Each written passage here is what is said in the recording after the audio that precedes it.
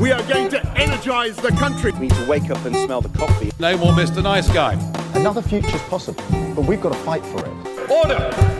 Hello and welcome to the Debated podcast. As always, I'm your host Will, and in this episode I'm delighted to be joined by Tim Stanley, a journalist for The Telegraph, who's also written for The Spectator and several other publications, to discuss his latest book, Whatever Happened to Tradition. Welcome to the podcast, Tim. Hello. So the first question that I'd like to ask, and it is perhaps a bit of an obvious question, is what made you decide to write this book on tradition? I decided to write it, first of all, because I have been on what they like to call nowadays a journey. I have been flirting with different traditions much of my whole life, and I would say I'm a consumer of traditions, which is a paradox we can touch on later if you like. So it's a personal book, but also I had, as a journalist, covered Brexit and I'd covered Trump. And I think that in both cases, people were articulating a frustration with the status quo. And that what people wanted was, to some degree, to turn the clock back. Now, not all people, but the people who voted for those two propositions. So putting those two things together, I think what people are looking for is something that roots them in their past, in their culture, in their country.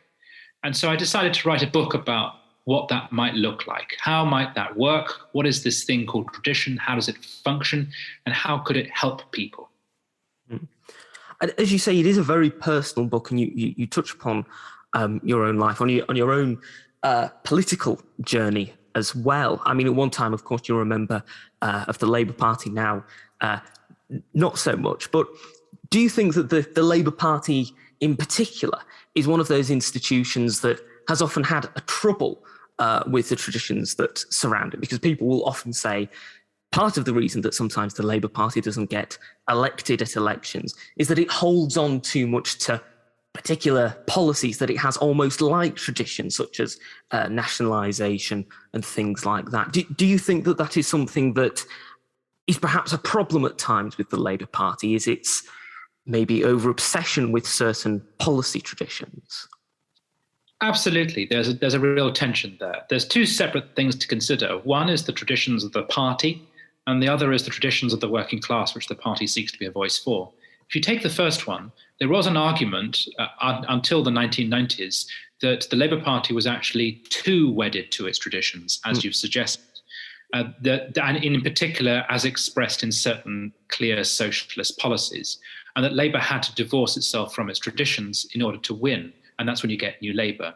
The problem is that takes us on to the second issue, which is the working class relationship with tradition, which, and it is not just my argument, but it's the argument of a number of scholars, that tradition is very important to the working class, because when you are poorer, you are subject to a great deal of economic change, and that change is very destabilizing.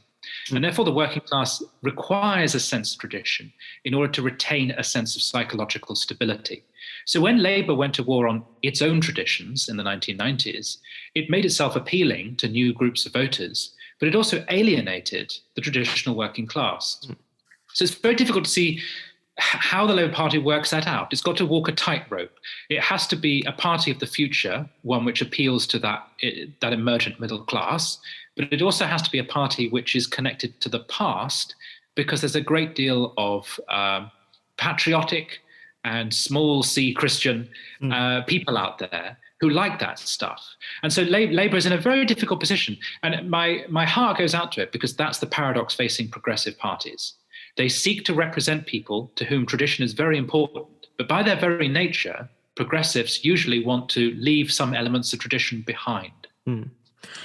You touch upon it there, and you also discuss it in the book, that particular groups, whether they be working class people in Britain or in other parts of the world, do often have a yearning for tradition as a comfort. And one of the things that you really do touch upon in the book is the collective nature of tradition, that tradition cannot really be passed on simply with a couple of individuals. It needs a collective amount of individuals to keep a tradition alive. Do you think that part of the reason that we have seen a waning of tradition is because of a greater emphasis, perhaps both economically and socially, since the 1980s in particular, on the individual. That because we've placed more emphasis on the individual, that this in turn has hurt tradition, because tradition is a very collective experience. Absolutely. I think you put it very well. That's the fundamental problem. An individualistic society will find it hard to sustain traditions. And as you mentioned, it's a global phenomenon. We often talk about the losers of globalization being in the West. We forget that there have been losers economically and culturally in other parts of the world as well. There has been a shocking epidemic of suicides among Indian farmers, for example. People who've been not just economically dislocated, but they've also been culturally dislocated, because the Indian farmer was at the heart of Indian identity and culture. And when you have the recent economic revolution, they lost that status. So you get a double displacement that takes place. You're absolutely right. The only thing I would add is that the irony is that consumerism historically has also often helped tradition by making it possible for people to buy into it. And although individualism does set itself against tradition, it is possible that in the course of people being atomized and building their own identities, it's possible to imagine them choosing to invest in a tradition. So it might be that they're no longer born into one or submerged into one as part of a collective culture, but I think we're going to start to see a trend towards people choosing to buy in to someone else's tradition. And of course, one of the great collective traditions that you touch upon throughout the book, that you discuss throughout the book, is of course religion. It is a very significant tradition and a very significant comfort for people. And one of the things I particularly found interesting was in the book when you discuss after Notre Dame was burned, that there were all sorts of plans to rebuild it in a much more secular way and to sort of separate it from the kind of Christian traditions that were at its core when it was built. Why do you think that there has been this attempt to secularize institutions such as the church, given that you can still have a very secular society without attempting to interfere with the way that the church operates or to make the church divorced from religion? Why do you think that there has been this push towards trying to make the church and churches around the world something that they aren't, sort of secular buildings rather than religious buildings? Notre Dame is a very good case study, because the language that was used when discussing how to rebuild it, not by everyone, but by a small but significant minority, the language that was used was one of inclusion and opening up, which are buzzwords of the 21st century West, that everyone's got to be included in something. And if Notre Dame is a national building, not just a religious one, but a symbol of the whole of France, then perhaps it should be redesigned and reimagined so that it's no longer just about a Christian Frenchness, but one which is open to everyone. If you do that, by the way, you almost inevitably end up with architectural white elephants that please no one, because in trying to appeal to everyone, you lose a spirit of the original and you produce something bland. You might just as well build a giant swimming pool or a car park. Municipal buildings are, by their very nature, because they're about serving the public, they're usually quite uninteresting. So I think that's part of the reason is that we have talked ourselves into a brand of Western identity, which is about a people without a fixed identity. And I think that's been coming for a long time. I argue in the book that this begins with the 18th century and the Enlightenment and the shrugging off of tradition, but it's definitely entered a sort of hyper state in the last 20 or 30 years, where there is a terror of excluding anyone from the national story, partly because the society has changed and we want to better reflect that society, which I think is a perfectly just thing to wish to do. But the consequence is that to come back to Notre Dame, if Notre Dame is this symbol of Frenchness, do you allow the past to define Frenchness, or do you take contemporary Frenchness and use it to redefine the imagination about the past? And I see that in the debate about the architecture. You could say, look, Notre Dame is at the center of France because France is really a Christian country, even if not in belief. It is shaped by its Christian past. So let's rebuild Notre Dame to reflect that. Or you could say, no, France now is not uniformly Christian. Therefore, we need to reimagine the symbols of our nation to make them suit that new identity. I think the latter is artificial. And I think it has very limited appeal. And in the case of Notre Dame, it's not what they decided to do. One of the things that I think is quite interesting as well is the intertwining of history and tradition, because of course tradition is in effect a living tenant to the past. It's a living link to the past. If you have traditions that have been going on for hundreds of years, they are a living link to the past.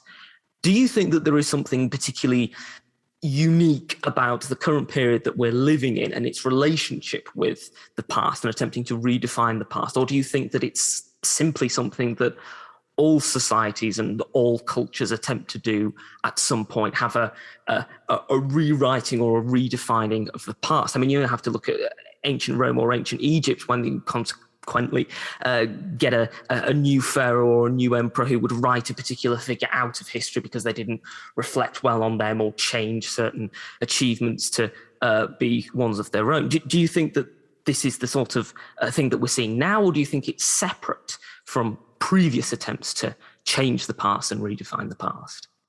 I think it is an eternal aspect of human progress, revolution, and change that in order to build a new foundation for the present or the future, people very often begin by discrediting the past. I don't think what we're going through now is unusual. And in fact, a lot of people who write Jeremiads about the present lose a sense of that. And in a sense, they almost fall into the same trap as the people who are all about the present and the future, because they are so focused upon contemporary crises, they forget there are lessons of history to be drawn from where it's come before. But you mentioned the classical world. One could say the Reformation. There was a literal attempt to wipe away the tangible artifacts of Catholic belief in this country, or the French Revolution. Again, an attempt to wipe away the memory of the Ancien regime or to discredit it. So I think it's something we keep coming back to. And by doing that, the revolutionaries actually pay tribute to history. They acknowledge the fact that it shapes the present, and that you cannot imagine a future without negotiating in some way with the past. So in an odd way, it's a compliment. There are lots of statues that have been torn down recently, where the vast majority of people who walk past those statues every day had no idea who the person was. Absolutely no idea. If they had any desire to keep the statues up, it was more ecological than it was political. It was just that statue's where I've sat for the last couple of decades. I don't want it to go. And actually, the people who named the statues and tore them down, in an odd way, paid a compliment to history that most of us don't pay, which is that they read into it and they appreciated it and they understood it. So you could argue that the people who want to tear things down actually have a far more passionate and personal relationship with history than many conservatives who just want to keep stuff up because it's been around for a very long time. We've touched upon, and obviously the main focus of the book is the positive aspects of tradition, but of course there are also negative aspects to tradition, certain traditions that we would find reprehensible, and certain uses of tradition that we would find offensive to ourselves. How do you think you go about defining the distinction between positive and negative traditions? And can you, in fact, make that distinction? Because in the book, you talk about circumcision, for example, which there'll be groups of people who see that as a positive tradition, and then other people who see it as a fundamentally negative tradition. How do you make the distinction between positive traditions and negative traditions? And can you, in fact, make that distinction at all?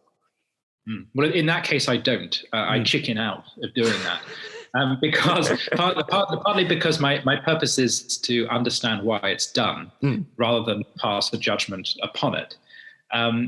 That said, and I also recognise that conservatism, reaction, and the placing of boundaries are inherent within tradition. I think that's one key dynamic of tradition as to why progressives dislike it and distrust it.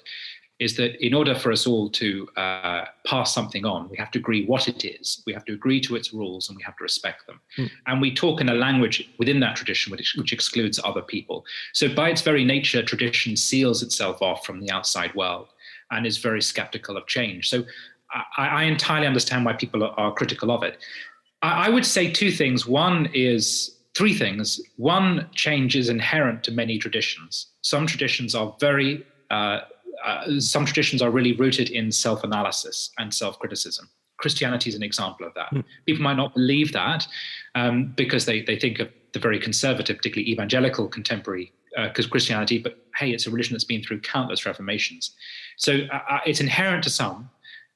Second, I think there is a sort of Darwinian process that operates on most traditions, that the ones that are truly destructive tend to die out because they lose against a better idea or because they just defeat themselves over time. And thirdly, I invite the reader to use their moral conscience and to say what they do and don't like. And I don't see why one cannot do that. A lot of people assume that I wouldn't want to do that, but I don't see why I wouldn't.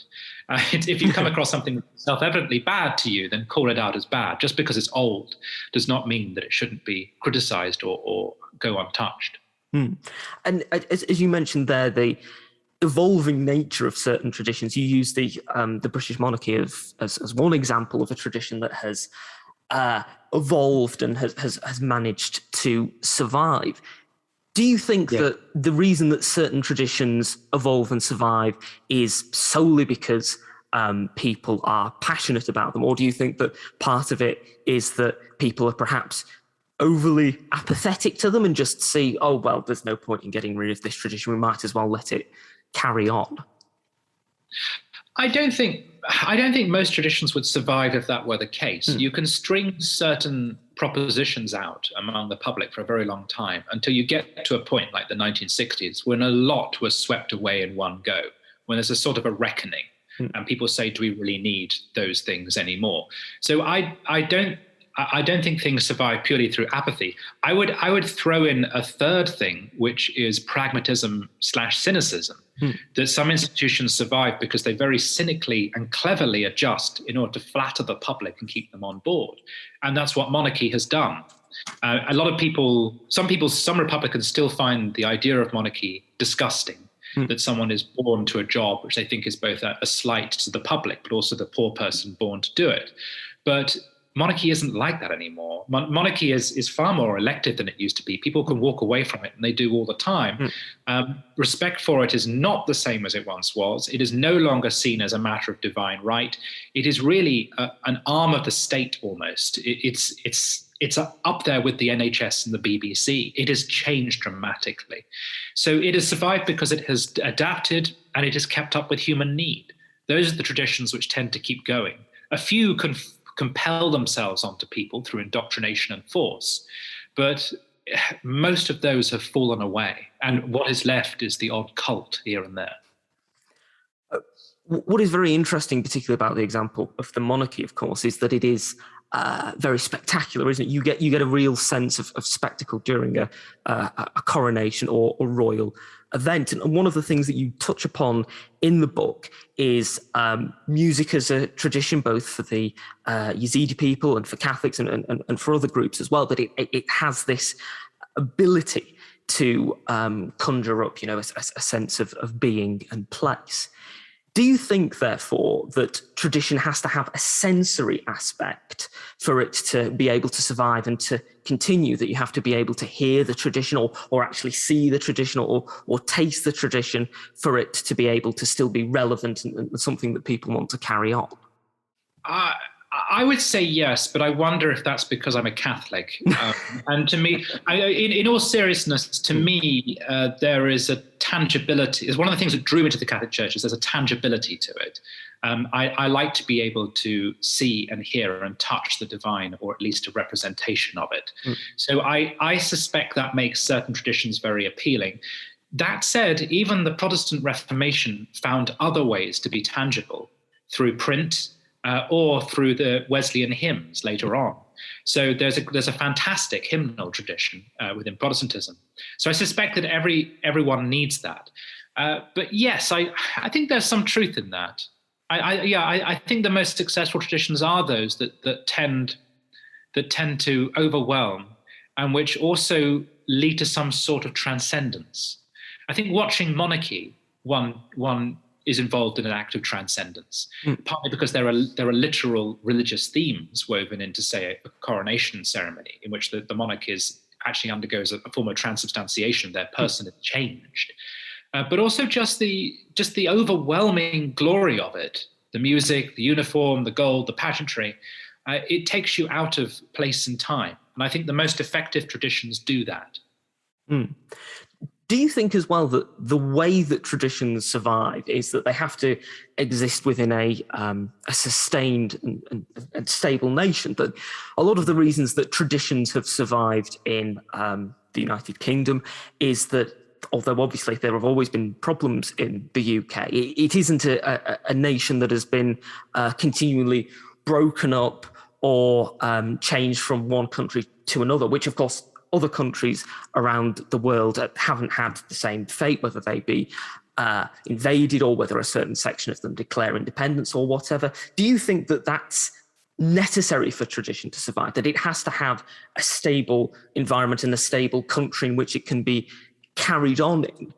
Because otherwise it's just going to be sort of dismissed by whichever group may be in power at a particular time, whether it be a colonial power or an independence movement or whatever. Yeah, so that's a very good question, and I'm not quite sure what the answer is. Is it necessary for traditions to flourish, for them to be in a sympathetic culture? Well, there have been examples where traditions have actually flourished in a context of oppression. So the Catholic Church in Poland, for example. The question then is, can a tradition flourish in a context of apathy? I'm not so sure. Traditions have come and gone. Some have revived. French society went through a period of rediscovering its traditions in the early 19th century. Some of them compromised, unfortunately, by a pretty dreadful monarchy.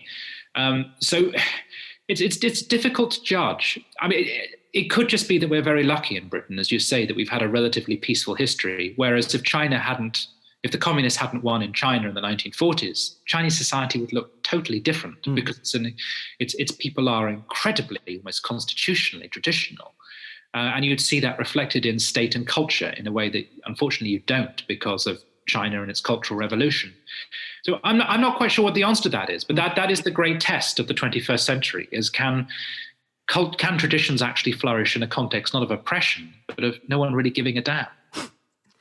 It's interesting as well when you think about it in terms of, for example, a country like the United States, which is a relatively recent country. It's not the oldest nation in the world in comparison to some other countries, but it is a country that has quite a lot of traditions associated with it, particularly in certain parts of the US. Do you think that tradition in America has a particular certain different meaning to perhaps tradition in other Western nations, where tradition is perhaps a bit more politicized than perhaps it is in certain other countries? It's a very good question, and there is a paradoxical relationship between philosophical conservatism and America, which I find really interesting, and I will read, and I don't think I'll ever get on top of it, because America is the product of a revolution. It is a very modern country by most standards in the late 18th century. And it has broken away from the mother country. And you'd imagine that conservatives would hate it because, yes, it is conservative, but it's trying to conserve a revolutionary order based upon some premises which are deeply unconservative about the equality of man. That's not normal conservative stuff. So you'd imagine conservatives would dislike it. But on the contrary, many European conservatives look to America as a model, not just, not quite model might be a bit of a stretch, but Edmund Burke certainly was sympathetic towards the revolution. De Maistre, the French thinker who is usually thought of as an extreme far-right Catholic counter-revolutionary, thought the revolution wouldn't last, but he wished it the best of luck, because in both cases they believed that the American revolutionaries were trying to preserve an older order that had been threatened by the British and by the British court. And then later on, you see so much synergy between European and American conservatism when it comes to economic theory, when it comes to Thatcher and Reagan, but also Benedict XVI, who was a big fan of what he regards as America's sort of religious settlement, that he thinks it struck upon something here by being able to separate church and state, but also, perhaps because of that, having a very healthily religious civil society. So I find it paradoxical that conservatives love America, because so much of the revolutionary forces of capitalism, which are very destabilizing, so much of individualism, so much of consumerism, and American cultural imperialism, of course, generates from America. America is a force for radical change in the last at least 100 years. Yet conservatives rather like it. So I find that curious. As to what is the nature of American tradition, it's very strong. It's very family focused. It's very community focused. And perhaps that's one reason why it has succeeded. You're right, it does seem to have a lot of partisanship around it. But I don't know, it feels like it's going through a process right now, and I don't know where it's going to wind up. But I've always felt that American traditions survive because they are democratic, that they are not just something invented by the state and promulgated by the state, but actually they're something people believe and practice in their everyday lives. And that's why I think American revolutionary traditions will last longer than French or Soviet revolutionary traditions. We're coming towards the end of the podcast. It's been fantastic to have you on again, Tim. And I have one final question. Now, we've touched upon religion in this podcast, and it's something that you discuss quite a bit in the book. And one author who was very much influenced by religion was, of course, P.D. James. And this week, a new series of her detective novels based on the Adam Dalgliesh books will be broadcast on Channel 5. So my final question to you is this. If you could inhabit the world of a fictional detective, which fictional detective's world would you choose to inhabit? Oh my gosh. Well, that's at once a very difficult question and a very easy one, because I have always been a huge fan of American pulp detective fiction. And I'd want to be in the world of Marlowe. I want in Los Angeles in the 1930s. It's so easy. Or possibly Mike Hammer, I think, in New York in the 1950s. But there is a part of me that's always wanted to be in a trench coat with a cigarette, talking to a dame in a sleazy bar. That's where my heart really belongs. Or the kind of the juvenile, innocent version of that is Tintin. My great hero is always my hero was never James Bond or or Star Wars or any of those. It's always I wanted to be Tintin. And well, I am a journalist and I've got a dog, so I'm getting there. You very much are getting there. I think Tintin is a particularly good choice. Thank you once again for coming on the podcast, Tim. If people want to buy the book, where should they go to buy it? Oh, they can go on Amazon. They'll find it there. They can go on my website, timothystanley.co.uk. It's published by Bloomsbury, and please do buy it. It's a great book. Fantastic. Thank you once again for coming on the podcast. Thank you. Thank you for listening to this episode of the podcast. If you've enjoyed it, you can subscribe to us on iTunes, Spotify, Podbeam, and Amazon Music. You can also follow us on Twitter, @DebatedPodcast, like us on Facebook, Debated Podcast, and if you'd like to get in touch with us, whether about appearing on an episode of the podcast or commenting on an episode that you've listened to, you can do so at thedebatedpodcast@gmail.com. Thank you for listening. I hope you listen to the next one.